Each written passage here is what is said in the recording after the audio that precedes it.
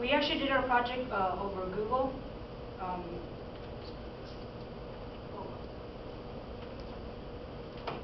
Google is actually one of the multinational public cloud computing.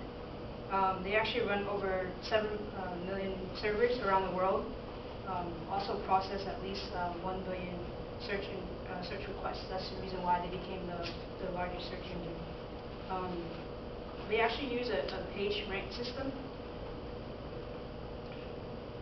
which the way that it works is if you were to click on a web page, it actually does the higher ranking. So if more millions of users actually click on the web page, it moves to a higher rank. So that way, when you do a search on Google, it pulls up the most requested website. The main reason why Google also makes a profit and also off the revenues is the AdSense and AdWords. It's just basically, it just delivers a bunch of ads on certain websites. So if you actually have a company website and you actually put one of your ads onto it, and then by the user clicking on that, that's how they actually get part of that profit.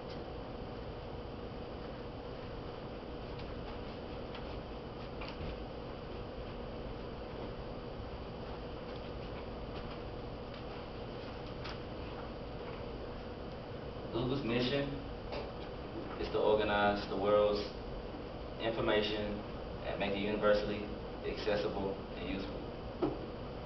The most effective and ultimately the most profitable way to accomplish Google's mission is to put the needs of their users first. Google's core values, first and foremost, that they want to work with great people. Technology innovation is their lifeblood. Working at Google is fun. They're actively involved. They don't take success for granted. They always do the right thing.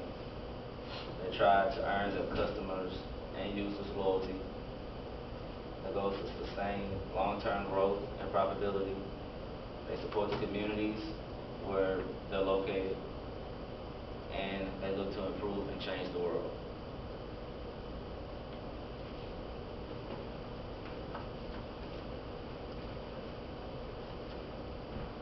Google's operating system, there's only one that they use for the server. It's Linux, but as it says here, it's called Google Linux because they customize it for their needs, like security, more security features, and they need different servers have different specific reasons that they run Linux. So, and also they also started making operating system for mobile devices.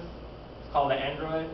And it's just like Apple, it's like the iPhone, and just like that, they have a lot of applications for it.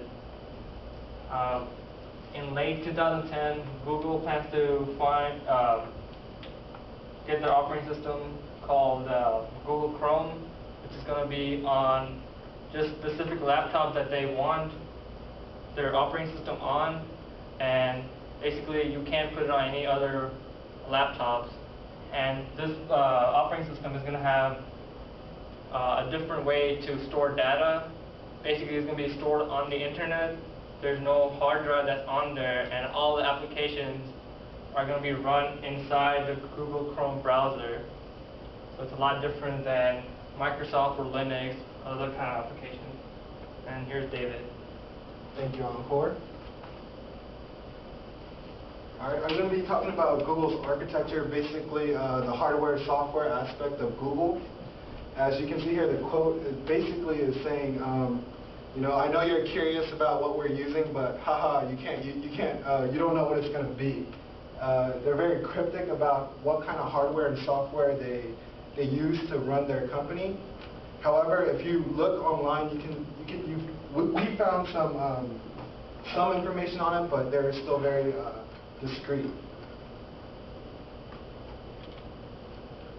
Okay, and the way it's different is that most other companies that use search engines or run search engines, they purchase their servers from, say, HP, IBM, Sun Microsystems, etc. But Google chose to make their own. And the difference is that Google servers versus the ones purchased is the efficiency. They tell us it's based on Intel architecture, and other servers, when there's a power outage, you have to bring in a backup generator to get it running. But each of their servers has a backup 12-volt battery to supply power in the case that it does shut off. And these servers run at a 99.9% efficiency versus 92 to 95% efficiency of the other servers. And I'm going to go into a little bit more detail about that on the next slide. The reason behind Google's success is the synergy between the software and the hardware, the architecture. Basically, Google's web search application lets different queries run on different processors. By clustering their computers, they can worry less about the hardware side of their architecture and focus instead on offering superior stability on the software side. Next slide. So this is basically a diagram of what happens when you put a query into the Google web server. It'll go and send it to the index server and the document server while checking your spelling and giving you ads. So Google software.